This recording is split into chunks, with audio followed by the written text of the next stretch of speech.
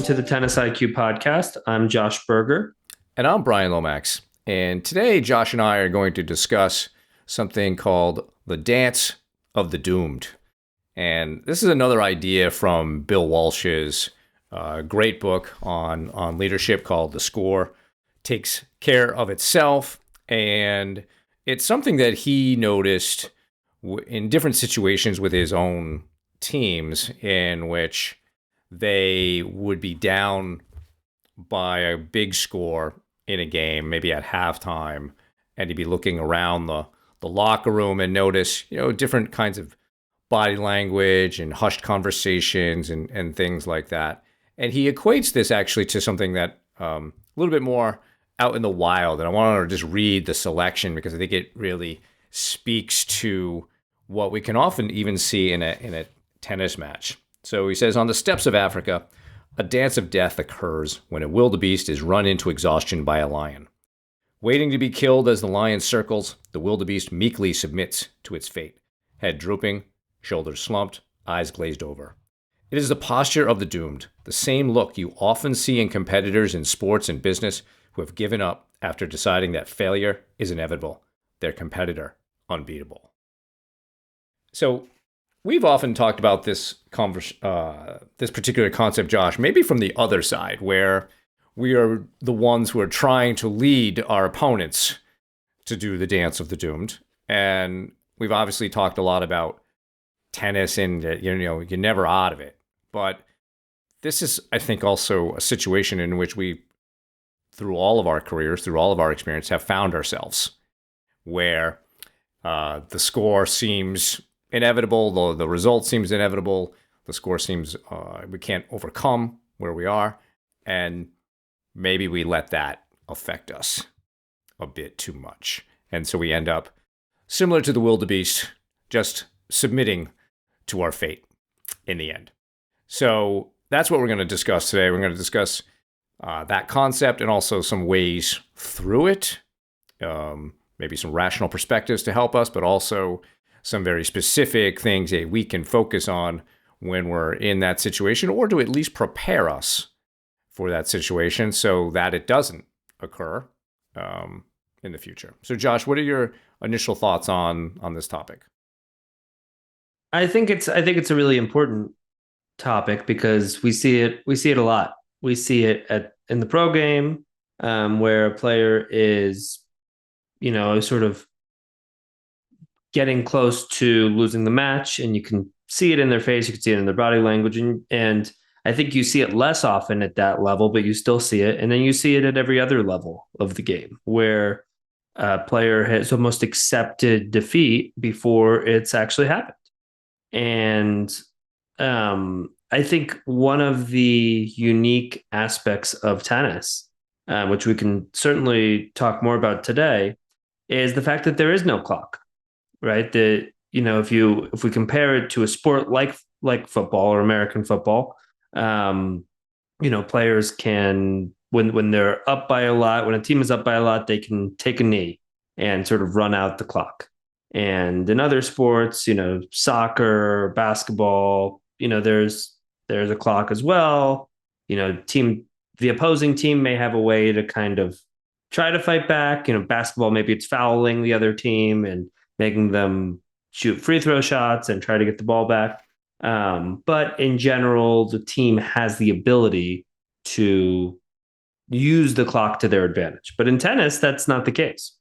Tennis, in order to win a match, you have to keep winning points until the match is finished. And alternatively, if your opponent starts winning points, they can come back no matter how far down they are. And I think this can be a really challenging aspect of the sport, especially when you're ahead and maybe you feel like, okay, I should have this match won by now. And then your opponent maybe starts to come back. And again, because there's no clock, there's nothing necessarily stopping them structurally from coming back. But if you're behind, that can really work to your advantage because your opponent has to deal with that. Your opponent has to deal with the challenges of not being able to run out the clock. And they also might get tight or sort of feel the um, feel anxiety or nerves from having to close out a match, which probably many of us have experienced. So yeah, I think it's a really interesting topic, especially because of some of those intricacies of the scoring of tennis and how that leads to always this possibility of a player being able to come back, but I think it's so common for players to check out or maybe not give themselves that chance for that based on how they're viewing the situation, based on their frustration, based on that sort of negative body language that they're showing, that sort of dance of the doom that they're broadcasting to their opponent, to whoever's watching.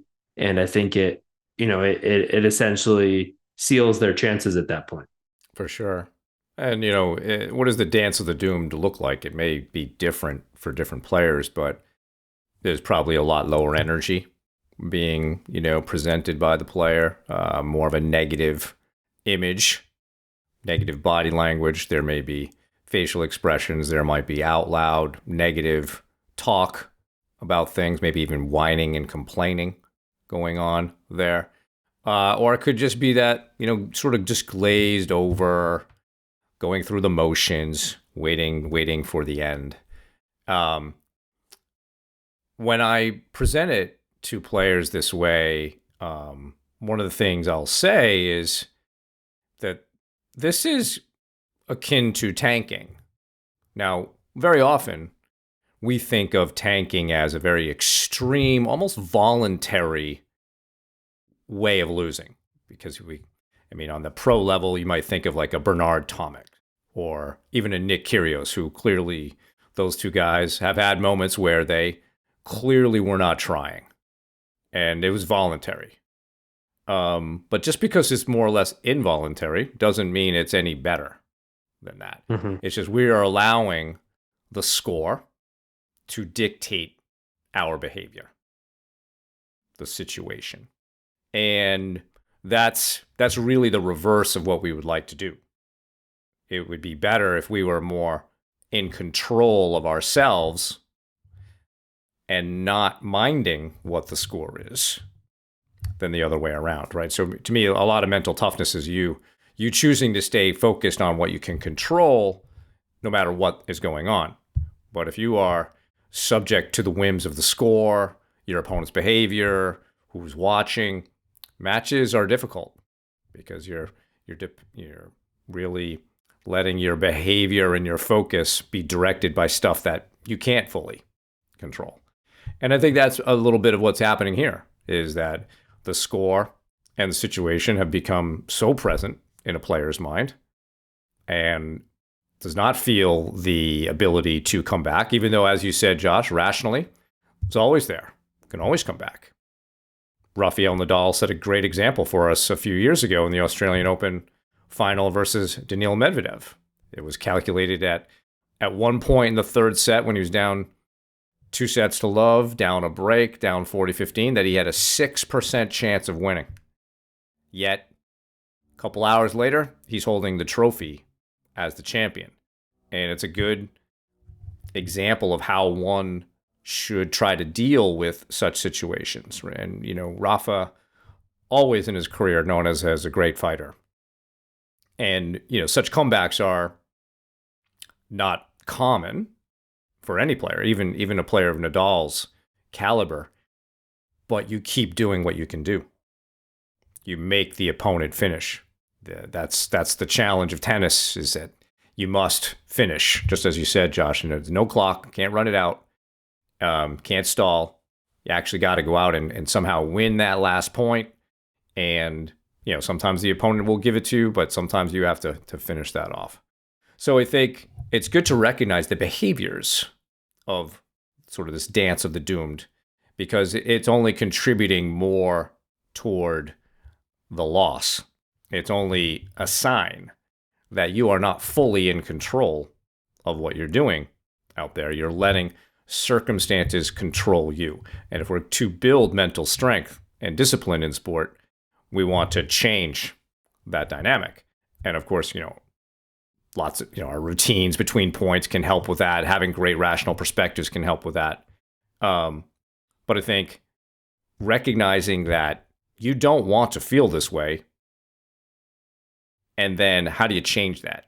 We were talking before we just started to record that, body language and acting how you want to feel is a great first step. There's a quote in the book that Bill Walsh gives to, he's making a speech to his team. They're down to the New Orleans Saints, I believe 35-7 at halftime. And he's talking to them about this concept. And he said, in the second half, you're going to find out something important. You're going to find out who you are. And you may not like what you find. And he noted that the locker room was completely silent after he said that. The team went out. They responded well. They scored 31 unanswered points to win the game, 38-35 in overtime. So they responded to that call that Bill Walsh had made to really search yourself. Who do you want to be? Figure that out, because this, many people will say that one of the beauties of tennis or all sports is that they don't necessarily build character, but they reveal it. This is a moment of revelation, potentially. Who am I? And can you own up to it instead of making excuses and whining, well, this happened, that happened, and not taking responsibility? This is a great moment to try to walk off the court, knowing that you could do everything you could, and liking who you are in the end when you responded to this situation. Absolutely. And I think that's in the situation that you're referencing, the team got it. They got the message. They fought back. They were able to mount an amazing comeback and win that game. And we could think about, there's another Super Bowl. There was a Super Bowl game where the Patriots were down, I think 28-3, and mounted an incredible comeback to win 34-28. And just, it's the truth is that it's never over. And I think that there's this concept that we can apply here of beginning again, right? Where, it's easy to look back to the past and wish that we did things differently. And I think that's probably true of everybody, right? I think we can all look back and say, okay, I could have done this better. I could have done this better. This situation could have turned out in a better way as well. But we obviously can't change any of that. But what we can do is we can make the conscious choice to begin again. We can start now, and starting now in a tennis match might mean, we're down 5-0 in the second set. Starting now could mean, okay, that first set did not go the way that I wanted to, but we have the change, the end of sets right now, and I'm going into the second set. I can begin again. I can start, essentially start over. I have a fresh start. And again, that does not guarantee that we're going to necessarily come back and win the match, right? There's no way to guarantee that, but by beginning again, by resetting, by really committing to doing everything that you can at that point, you give yourself a chance. And I think you give yourself the opportunity to really feel proud of that effort, you give yourself the chance to feel proud of putting yourself in a position to win, to come back, right? Where if you're doing that dance of the doomed, if you're checked out at that point, there's pretty much no chance, right? Maybe your opponent completely tanks, completely hands it to you, maybe, but generally it takes two in these situations. Generally, when there is a comeback, it takes one player maybe tightening up or maybe, losing it in some way, and the other player really taking it from them. So, I think at the end of the day, whether you end up getting the win or not, it's about, did you put yourself in a position where you feel like you did everything that you could to come back, even if maybe at the start of the match, maybe at other points of the match, you didn't. It's at this point, it's not about that. It's about, okay, from that sort of moment of recognition forward, did you do everything in your power to, to come back and to give yourself a chance? So before we get into some more ways of getting through this, Josh, and what it means, let's remind listeners that this episode is sponsored by Go Sport. You can visit gosport.com, GEAU sport.com. So Go Sport's a family-owned business in the U.S. They specialize entirely on gear bags, so racket bags, duffel bags, backpacks, great for tennis and pickleball. These products are made with premium fabrics and materials, same materials used in premium outdoor products, and they're designed to last for years. The team at Go Sports thoroughly tests all of their products to make sure that they satisfy what customers need. So if you're somebody who's looking for a tennis bag or a pickleball bag, please check out gosport.com, GEAU sport.com. And Josh, I know that you've been using your bag. You've been taking a lot of lessons and playing matches recently. So any feedback on how you're enjoying the bag? The bag has been great. Not only have I enjoyed using it and find it very comfortable and great quality, but it's also led to conversations with some other players who've seen me using it and have also commented on how it seems like a great bag. I've showed them some of the different compartments and things like that, and yeah, no, I think it's definitely a very high quality bag that I see myself using for a long time, and I would encourage listeners to check out gosport.com. Again, we have that discount code, tennis IQ 10. So definitely check out gosport.com, and I think you'll definitely be very satisfied with their bags. So as Josh said, listeners of the podcast get a 10% discount. So tennis IQ 10 when you're shopping at gosport.com. So that's GEAU sport.com. And again, the discount code is tennis IQ 10. All right. So let's talk a little bit about how we can maybe start to take charge of the situation a little bit more, because I think, again, when we are starting to do the dance of the doomed, what message are we telling the opponent, right? We're telling them that he or she has broken us. They've broken our spirit. They've broken us mentally. And this is something, your opponents will remember. They'll remember this little weakness in your character, and they'll understand what it was that made it happen. And they will continue to press on that pressure point, and whenever you play them again. So it's really important that we understand, what was it that really got to us? What was it that really broke us on this particular day? Maybe it was something that only happens every once in a while, but very often it can reveal something that we need to work on in who we are. So I wanted to read a section from The Winner's Creed by Bill Tim. So we had Bill Tim on as a guest a long time ago, like one of our first 20 episodes, maybe somewhere in there. So that was like 5 years ago, right, Josh? So it's been a while, but he was a great guest. He was a great player, great coach, and he has this, basically, I think, philosophy of winning in tennis. And this is an excerpt from it that really addresses the dance of the doomed. So it's a little bit long, but I want to go through the whole thing, and then we can talk a little bit about it, Josh. So it starts off with, I will be patient and let time work for me.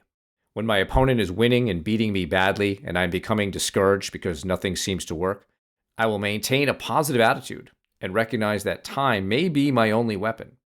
In such instances, time can be my greatest friend and cruelest enemy. If I become discouraged and impatient, time will work against me. However, if I maintain my composure, confidence, and positive expectancy, time can and will work for me. The longer I can keep my opponent on court, the better chance he or she has of losing his or her rhythm and concentration. The longer I work my opponent, the more my opponent can tire and cool off. My major objective will be to keep my opponent on court until the momentum has a chance to shift and my opponent returns to normal. Everybody has a breaking point. If my shots are not good enough, then I will find my opponent's breaking point with the use of time. The longer my opponent continues playing each point, each game, each set, the better my chances become of winning the match. I will be patient and let time work for me. So I really like that. I also like how Coach Tim bookended the section there with "I will be patient and let time work for me." Very reminiscent of Lanny Basham's "With winning in mind" self-image exercise. How we do that, and it's also for those who've read the book "The Greatest Salesman in the World" by Og Mandino. That's a favorite of Coach Tim's, and it's sort of written in that style of what I will do. So I think there's a lot of good advice here, Josh. I just want to have you dissect a little bit of this for us to see what we can gain from it. I think there's a lot of wisdom there. Um, player as I think everybody knows, rhythm comes and goes. Our A game, our best game comes and goes. It's very rare for a player to be at their best an entire match.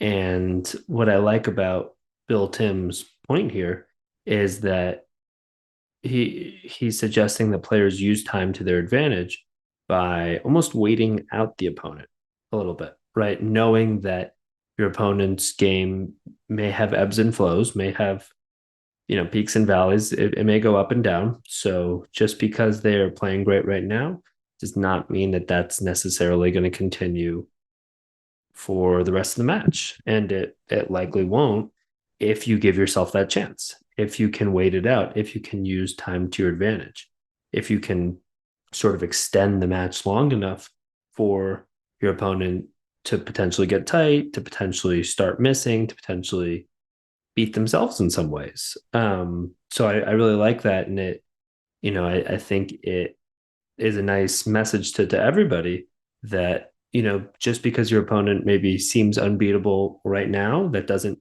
necessarily mean it's always going to be that way, right? If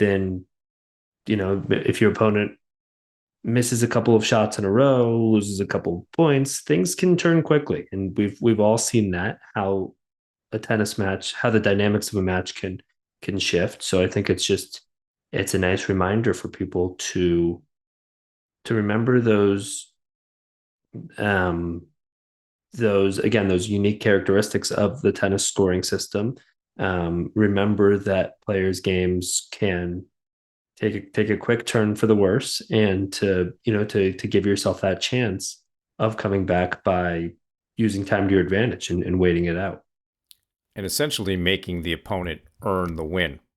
Mm-hmm. I think we've discussed this concept of players will often lose matches more than their opponent wins them. And this is a way of making your opponent, earn that win. And then we can also really make ourselves proud in the end for how we conducted ourselves, win or lose. We can be, happy about that. So I think when we're looking at what Coach Tim is talking about, it is not just trying to keep your opponent out there longer and longer. That's maybe the mechanics of it, but it's really getting them to earn this win. One of the things that I used to really connect with when I was playing a lot, maybe 10, 15 years ago, was this concept of I wanted everybody that I played to sort of remember the experience. I wanted it to be like, okay, this was not an easy match. You may have beaten Brian, but he made you feel pain. He made you work really hard.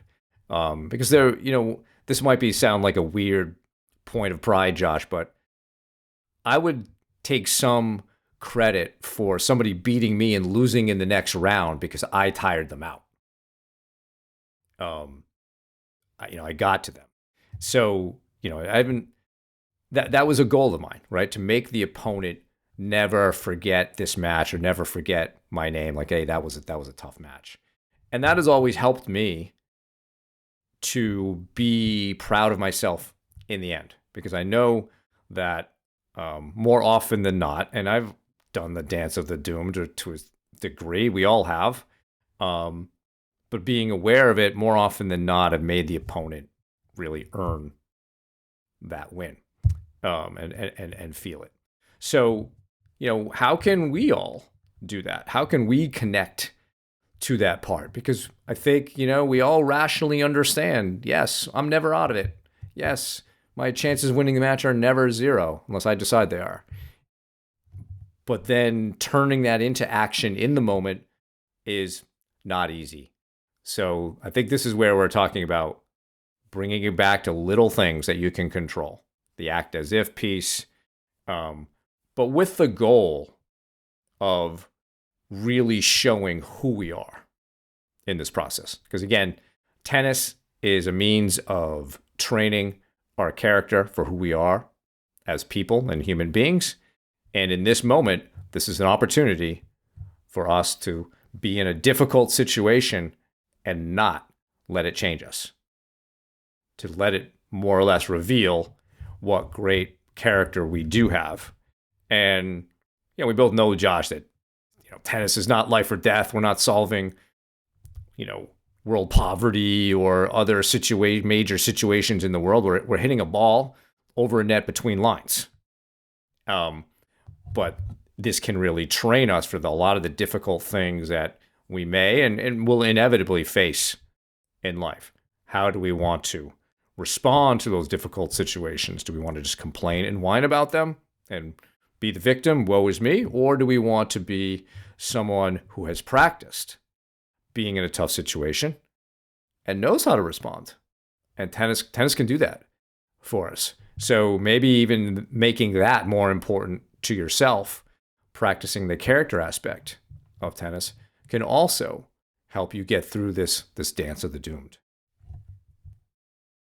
I think if you can force your opponent to beat you and again put a certain degree of pressure on them, um, and I think you can put pressure on your opponent in different ways. You can put pressure on your opponent through pace of your shot, through the spin, that you're hitting. You can put pressure on your opponent through consistency. I think you can also put pressure on your opponent by continuing to show up, and not just show up as in, okay, I'm ready to return serve or I'm ready to serve, but showing up in terms of really, continuing to give your best till the end. And I think that, by doing that, it forces your opponent to come up with the goods and see if they have the goods to beat you.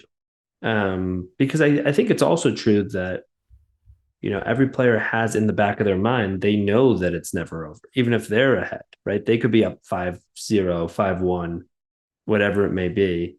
But, when a match goes from 5-0 to 5-1 to 5-2, both players have that in the back of their minds that, okay, this could continue to turn around.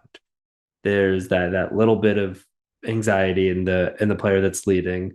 There's that, hopefully there's that little bit of hope or optimism in the player that's behind. And as you said, it doesn't, just because we are playing this way, it doesn't mean that we're gonna win necessarily, but it forces the opponent to beat us, right? We're putting that pressure on our opponent that we're not going to just hand it to you.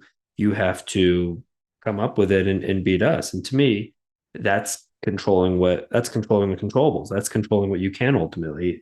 Again, it doesn't mean that you've controlled everything that you could up to that point in the match, but it means that from that starting point of sort of deciding to not do the dance of the doom, to not give in, that you've controlled the pieces of your performance that you actually can, that you have, you know, when we think about some of those controllable pieces, both mentally and physically, whether it's attitude or effort or decision making or footwork, I would add, or how you spend your time between points or some of these different pieces, that you've done from that point forward. Again, doesn't mean it's the entire time. From that point forward, you've done everything that you can do to put pressure on your opponent, to make it tough for them to close out a match, to force them to earn it. Um, and I think if you've done that and they ultimately earned it and got the win, you can leave with your head held high. You can feel proud of your performance, or at least that piece of your performance.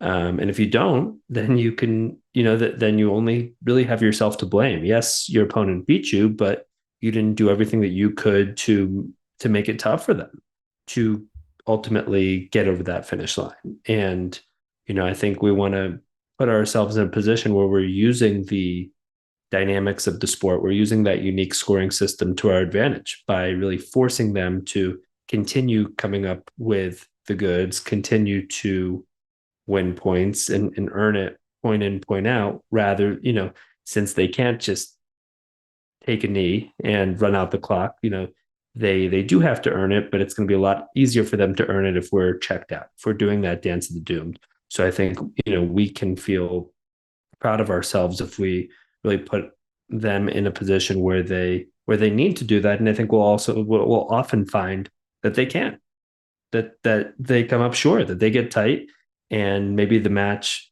evens itself out, right? I mean, we can think about Nadal, we can think about other champions who've been down many times and have managed to come back. And, I can think of certain situations where I've managed to come back from being behind, and I can think of other situations where I've done that dance of the doomed. But I think it's at the end of the day, you will feel more satisfied and more proud of your performance if you can force them to earn it, because then that's you applying that different type of pressure. That's you being, as tough of an opponent as you can be at that point. An added dynamic, I think, to this topic is many of our clients, many of our listeners primarily play doubles. And so everything we've said so far is really good for them. But we know that emotions are contagious. Perhaps your partner is doing the dance of the doomed. You might still be in it, but they may be, kind of waffling here or kind of going back and forth and not really as in control of the situation. How do we help the partner, Josh? Tough. It's tough. I think we can help them through our communication by, trying to share, trying to help encourage them that, hey, it's not over yet. Hey, let's focus on this point. Let's play one point at a time. Let's treat this next point as it's the next, as if it's the most important point of the match, because it is. It's the only point we have any sort of control over. So I think, I think also encouraging them to continue going for their shots, not be afraid to miss, not be afraid to let you down, right? So I think communication is a big way, but I think also, you know, acting in a certain, leading by example, I think as well is really key, right? Acting in a way where, you hit a good return and you give your opponent a fist bump, right? And you're sort of demonstrating to them, hey, this is a great way to be acting. Hey, we're not out here. And as a partner, yes, there's the communication piece. Yes, there's, the what you can say to your partner, what you can directly convey to them, but it's also you being able to lead by example, both physically and mentally, showing them with your own body language, showing them with your own responses to won and lost points, that you're going to keep fighting. I may have told this story before, but I think it's a good doubles comeback story. Several years ago, I was playing doubles in a competition called the Friendship Cup, which is, as it says, it's a kind of a friendly competition, but very, very competitive between New England and Quebec. And each year it's either in Quebec or it's in somewhere in New England. In this particular year, I was playing doubles with Mike Calendo. Mike's a great player and great coach from Massachusetts. And we were playing doubles on the last day, and we found ourselves down 4-1 in the third set. And so we sat down on the changeover, and we each told very short stories in that moment of great comebacks that we had had in the past. And we used those stories as inspiration to keep us going. And we ended up winning the last 5 games to win the set 6-4. And of course the other team was a part of the dynamic. One of the players got tight. The other player got really tired, right? They'd almost sort of exhausted themselves getting to 5-1, but they really weren't ready to close it out. And we didn't let them. And we were able to come back. And so you were mentioning communication, Josh. So that's something that Mike and I did. We talked to each other about being optimistic. We're not out of this. We just need to kind of keep going, and let's see what happens. We're not really expecting to win here, but kind of an open goal of let's just see what happens if we can just make them finish us off. And they couldn't. We made them earn it. They couldn't earn it. And in the end, we got it. So what we didn't do is we didn't sort of wallow in the pain of the situation and just sort of lose 6-1. We easily could have done that. But instead, we focused on just what can we do in this moment? How can we encourage each other? And, as the set went on, obviously we started to build a little bit of momentum. We could see what was going on the other side of the court, and that just changed the dynamic for us too, from an emotional perspective. So, as you said, doubles is tough because the partner is certainly a variable that we do not have full control over. Yes, we can influence them through leading by example, by being great with communication. But it is no doubt a challenge. And doubles, in my mind, Josh, it's almost like a totally different sport than singles. It's a team sport. The tactics are completely different than they are in singles. Obviously, the court's a little bit different as well. And there's almost a different psychology that goes with it because of the team aspect. So, many of our clients, they are primarily doubles players, and working through these dynamic situations is part of the challenge. It makes your fate a little bit less in your control than it would be in singles. Not that it's fully in your control in singles either, but at least it's just you. So I just wanted to throw that out there because I think maybe we don't talk enough about doubles and some of those challenges there, but certainly that partner dynamic and this dance of the doomed is certainly a challenge that we've all been through, and we would love to handle it better in the future. Definitely. And yeah, double when you're playing doubles, you obviously can't control your whole half of the court, right? There's another player there. They are going to have their own strengths and weaknesses. They might have their own ups and downs as you're playing. So there's, to some degree, there's only so much that you can do. You can't control everything. You can control what you can control in that situation. But yeah, I like that story a lot. And yeah, I think that a nice thing about doubles is that you have somebody else there. You have someone else there to encourage you. You can also encourage them. You can bring them up when they're down, and vice versa. And I think, yeah, being able to keep some of that hope and optimism in a tough situation. Also remind your partner of times where you've come back or they've come back. And, and also, again, always remind yourself or your team, I guess, in this case, of that possibility that the opponents could crumble, could fall, could let that match slip away, right? If you continue to fight, if you continue to give yourselves a chance, you never know what's going to happen. And I think that needs to become the goal when you're in that situation.